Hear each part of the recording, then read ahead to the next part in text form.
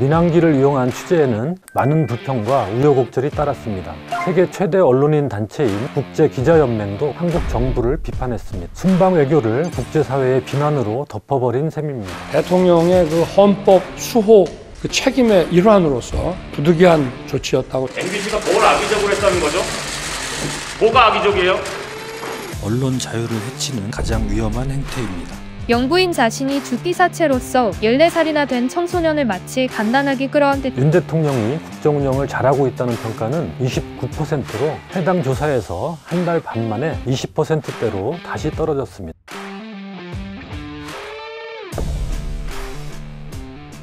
안녕하십니까. 한겨레 논설의 박용현 논설위원입니다. 윤석열 대통령이 지난 16일 4박 6일 일정의 동남아시아 순방을 마쳤습니다. 미국과 중국의 대립이 악화하는 신냉전의 길목에서 새 정부의 외교 전략을 펼쳐 보이는 중요한 무대였습니다. 하지만 순방 기간 내내 지속된 언론 통제 논란으로 빛이 발했습니다. 한겨레는 대통령실이 MBC를 대통령 전용기 탑승에서 배제시킨 것이 언론을 통제하려는 반민주주의적인 결정이라고 판단하고 이에 항의하는 뜻에서 전용기 탑승을 거부했습니다. 한겨레 기자들은 대통령 정상외교 취재에 더해 언론 자유의 가치를 지키는 또 하나의 짐을 진 채 순방 취재를 해야 했습니다.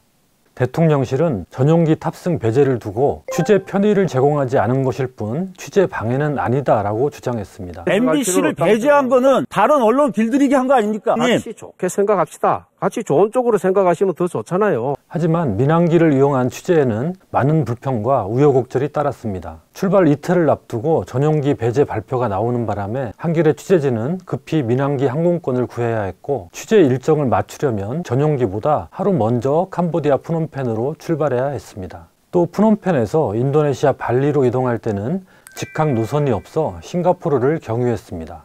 이 때문에 윤 대통령의 B20 서밋 기조연설 등 발리 일정 일부의 취재 보도에 어려움을 겪었습니다. 대통령실 경제수석의 브리핑과 대통령실 핵심 관계자의 김건희 여사 일정 관련 브리핑에도 참석할 수 없었습니다.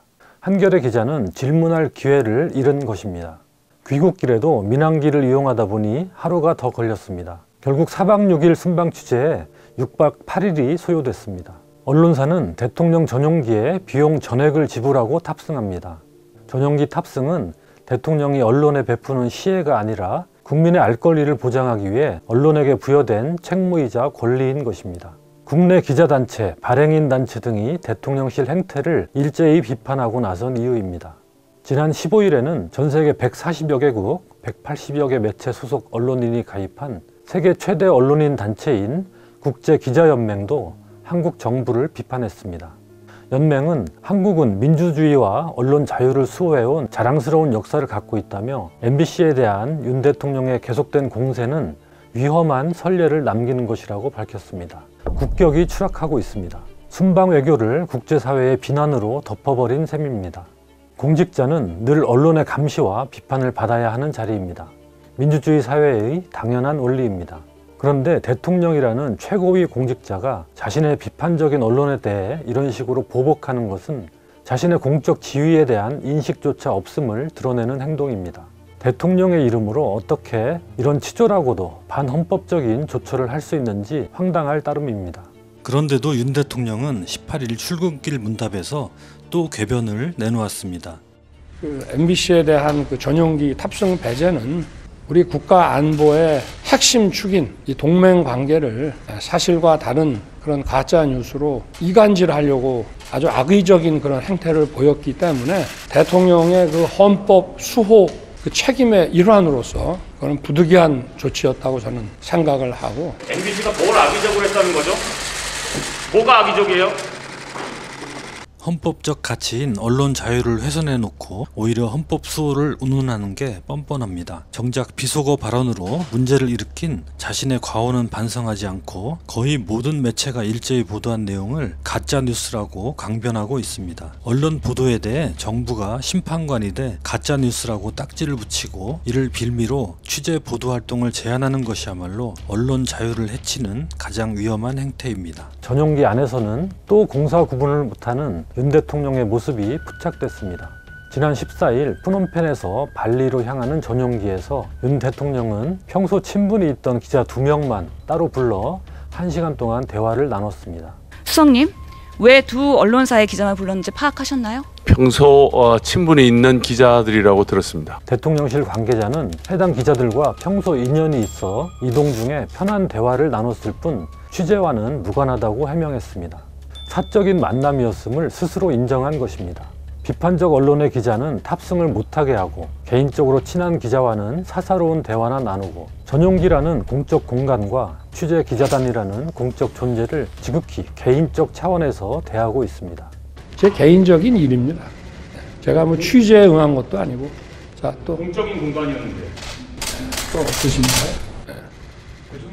정작 전용기 안에서 취재 기자단을 상대로 순방 성과를 설명하는 공식 간담회는 열리지 않았습니다. 탑승하지 않은 한겨레, MBC, 경향신문 기자들을 배려해서 그런 것도 아닐 테고 언론 기피증이 아닐까 싶을 정도입니다. 더욱 심각한 문제는 한미, 한중, 한일 등 주요 정상회담 현장을 취재 기자단에게 공개하지 않고 회담 이후 질의응답 시간도 갖지 않은 점입니다.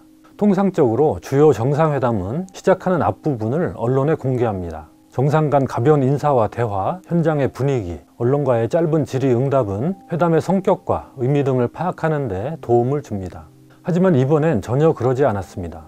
취재 기자단 대신 대통령실 소속 직원이 찍은 영상, 사진만 공개됐습니다. 대통령실은 당사국 간 협의에 따른 것이라고 설명하지만 미중 정상회담은 언론에 공개된 점에 비춰보면 미국, 중국 등이 먼저 요청해서 그렇게 됐을 가능성은 높아 보이지 않습니다.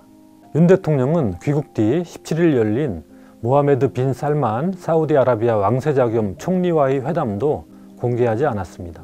순방 외교에서 정상회담 뒤 별도의 질의응답 과정도 생략한 채 서면 보도자료만 내놓은 것도 무성의하기 그지없는 방식이었습니다.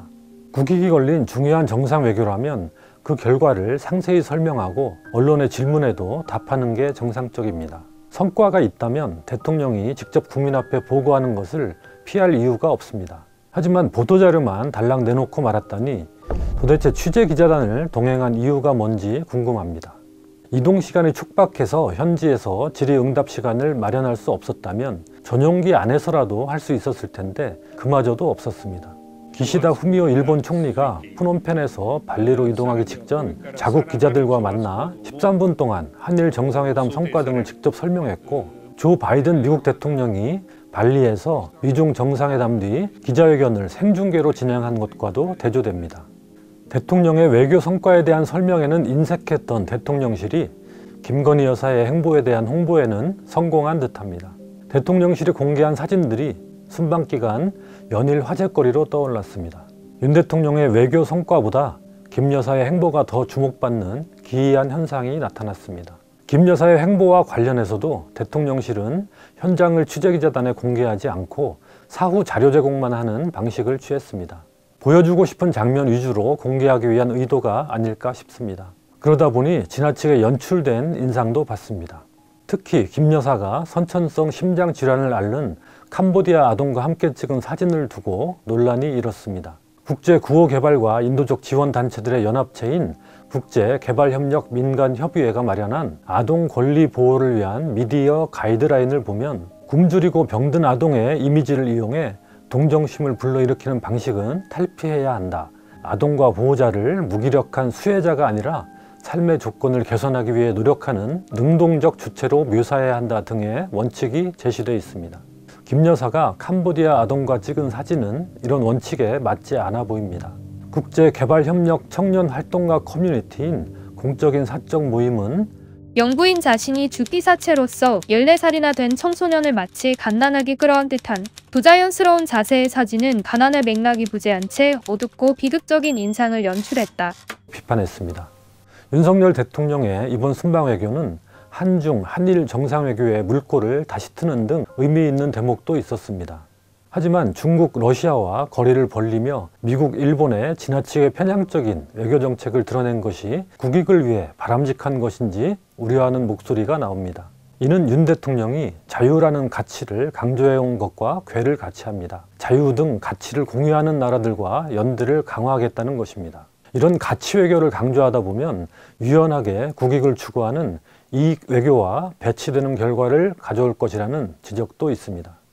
이 같은 외교 전략에 대한 평가는 별개로 하더라도 당장 의문이 드는 대목이 있습니다. 윤 대통령은 자유의 깃발을 지켜드는 중대 외교 일정을 앞두고 왜 특정 언론사의 전용기 탑승 배제라는 스스로 자유의 깃발에 먹칠하는 일을 저질렀을까요? 이것이야말로 현 정부의 국정 난맥상을 보여주는 상징적인 사건이었다고 할 것입니다. 여론조사기관 엠브레인 퍼블릭, K-스탯 리서치, 코리아 리서치, 한국 리서치가 지난 14일부터 16일까지 진행한 전국 지표조사를 보면 MBC 기자들의 대통령 전용기 탑승 배제 결정에 대해 65%가 취재 기회를 박탈하는 부적절한 조치라고 답했습니다. 윤 대통령이 국정 운영을 잘하고 있다는 평가는 29%로 해당 조사에서 한 달 반 만에 20%대로 다시 떨어졌습니다. 논설이었습니다.